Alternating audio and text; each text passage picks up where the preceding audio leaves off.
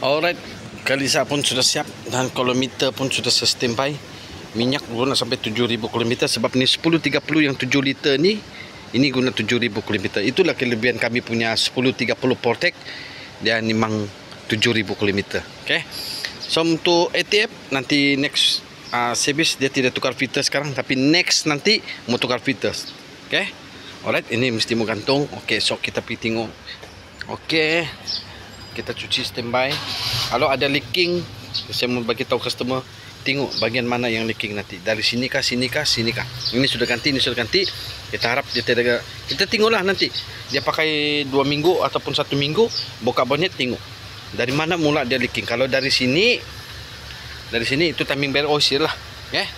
Okay, jadi semua pun cantik. Air bateri pun sudah tambah. Apa-apa pun mempunyai. Onsoi tempinai.